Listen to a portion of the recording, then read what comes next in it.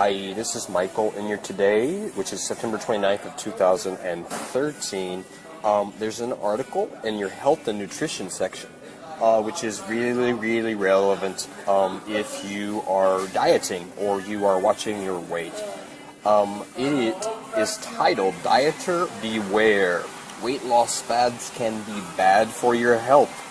Experts offer advice about some weight loss treatments that they say dieters should avoid.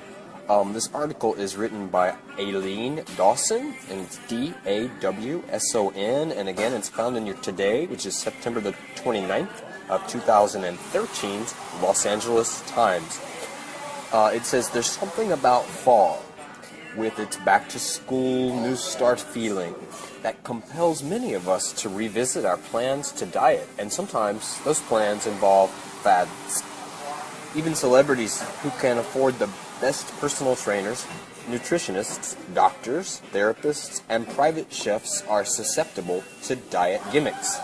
And when Hunger Games star Jennifer Lawrence says that by Hollywood standards she's obese, something's wrong. Women across America are weight-crazed, but women in Los Angeles are probably more so, says Paulette Lambert, Director of Nutrition at the California Health and Longevity Institute, a medical and fitness center in Westlake Village. My patients who fly into New York from Los Angeles are so different from my usual patients, says Dr. Makrin Alexeyevich Armenakas, Assistant Clinical Professor at Yale University School of Medicine and Director of the Dermatology and Laser Surgery Center in New York. They're like, get me to where I need to be, weight-wise, at all costs. Diet fads seem to cycle back around once every 10 or 12 years, long enough for people to try a fad diet, see that it doesn't work, forget that it doesn't work, then try it all over again. Sometimes these diets are just repackages with different names, Lambert says. Here, experts share warnings about some fads and weight loss treatments. The potato diet. If a diet sounds too wacky to make sense, here's looking at you, baby food diet, cabbage soup diet, air diet. It probably doesn't. Dr. Adrienne Udim, medical director of the Center for Weight Loss at Cedars-Sinai Medical Center, says a diet of just potatoes and the occasional teaspoon of fat is missing key nutrients. It also has a high glycemic index and raises blood sugar quickly. Problematic for diabetics. Whenever you limit intake to one food item, overall intake is reduced, so weight loss ensues. Besides, Lambert says, eating 1,200 calories worth of potatoes per day, or 1,200 calories in a well-rounded diet, would lead to the same weight loss. Juicing and cleanses. Juicing is everywhere right now, which I don't like because juicing is high in sugar and increases insulin levels. Lambert says, fitness expert Harley Pasternak, who's worked with Lady Gaga, Jennifer Hudson, and Natalie Portman, says, any cleanse where you're not getting all of your essential nutrients, including fiber, protein, and healthy fats for your body, needs to exist. Heal and thrive, and you're consuming a sub-healthy level of calories is just bad for you. Let me repeat that one more time. Any cleanse where you're not getting all of your essential nutrients, including fiber, protein, and the healthy fats that your body needs to exist, heal, and thrive, is bad for you. Short-term starvation diets are masking themselves as detox diets. It also goes on to talk about gluten-free diets. People lose weight when they go off gluten because it cuts out a lot of junk food, Lambert says, but there's a lot of gluten-free junk food out there too. Many gluten-free versions of foods that normally contain wheat tend to be high in sugar and low in fiber. It's fine to cut out cookies, cakes, pasta, and pizza, all of which are normally contain gluten, Lambert says. People with celiac disease cannot eat gluten without getting sick, but cutting out gluten has also become a diet trend, and Lambert says they do well to consider eating some whole grains. It goes on to proceed and discuss HCG and other injections, which we're going to find out what they are if you're interested enough to follow along with me after I take a sip of my Starbucks coffee, Starbucks with hazelnut, at the local Starbucks, which you know that I cannot survive without first thing in the morning.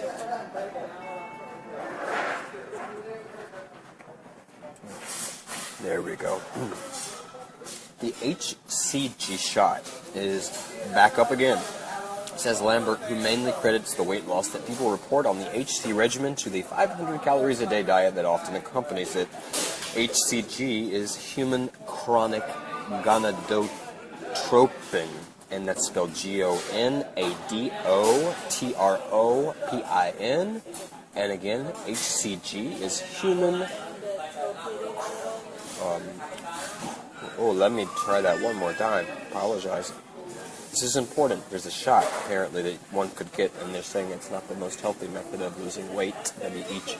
W-E-I-G-H-T. HCG is human chorionic gonadotropin. And again, I said it inappropriately the first time. HCG shot is human chorionic.